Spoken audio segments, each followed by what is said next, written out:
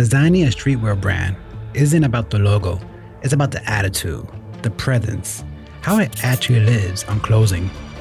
And getting that right is harder than it looks. So I decided to build one from scratch, and this is how it came together. So I want to take a step back and really approach this thing intentionally. Not just a logo, but something that actually feels like a streetwear brand. So I'm going to walk you through how I approached it, from idea to final result, and how those decisions shape the final direction. Now, before I design anything, I always start with strategy. Because if you don't know how this brand's supposed to feel like, everything after, it's just gonna be guessing. So for this, I really started thinking about the attitude of the brand and what kind of energy it should have. Who is it for and how should it show up on clothing? Because streetwear, it has a personality to it. Some brands are aggressive, some brands feel luxurious, some brands just feel playful. And for this one, I wanted to be expressive, slightly rebellious, but still clean and wearable. And once I had the direction, I built on and building a visual reference. You may use a mood board. I personally like Stylescape. Do whatever works for you.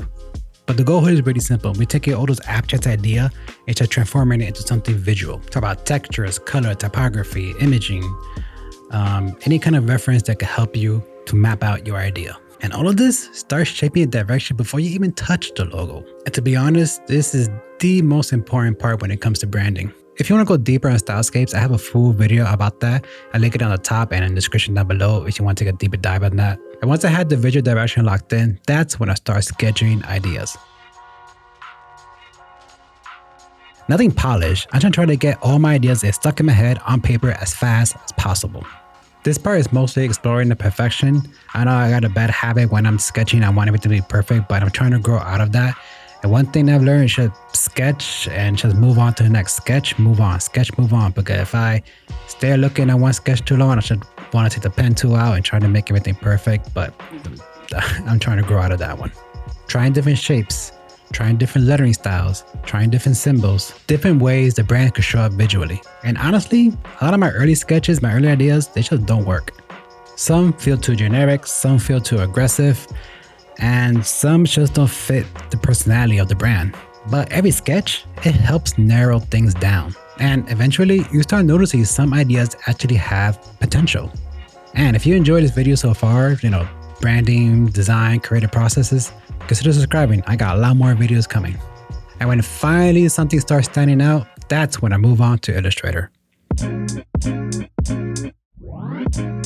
This is where everything starts taking shape, adjusting typography, adjusting proportions, and figuring out how everything works together as a system. Because the logo might look great by itself, but it needs to work on clothing, social media, tags, stickers, and everything else the brand touches. So I'm constantly testing different directions, seeing what feels strongest and simplifying whenever I can. This is usually the stage where the brand identity is really starting to take shape. But even at this stage, we're still not finished. This is where a lot of subtle decisions happen. Spacing, balance, proportions, small adjustments. It's all those little details, but nobody's ever gonna notice, but they definitely gonna feel like, something's off here. So I'm constantly going back and comparing different versions, zooming in, stepping back, making small refinements over and over again. But sometimes the smallest changes can completely change how the brand feels. To be honest, this is the part that takes the longest because I make so many subtle changes and I know that nobody's gonna ever notice, but I can see them and they bother me and I'm gonna go in there and I'm gonna fix them, regardless how long it takes me. Even though nobody cares, nobody notices them, but I know me and a lot of my fellow designers are gonna notice them, so I gotta make sure that my design is on point. If you wanna see another brand identity process that I did last year for a bakery brand, I have a link somewhere up top and definitely down in the description to go check it out. And once everything starts feeling solid, start to move up to mockups.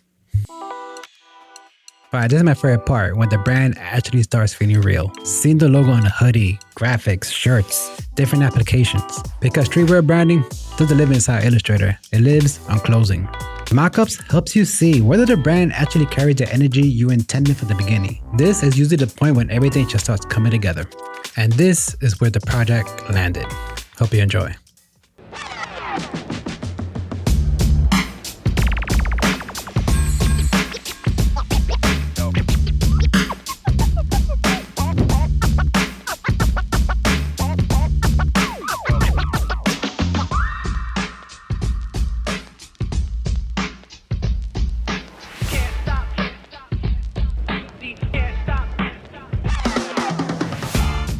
This was the direction I was aiming for, and everything just came together at the end. And at the end of the day, designing a brand isn't about making something look cool. It's about creating something intentional, something that people can actually connect with. And to be honest, it's my favorite part of the whole process. If you made it this far in the video, I appreciate you for watching.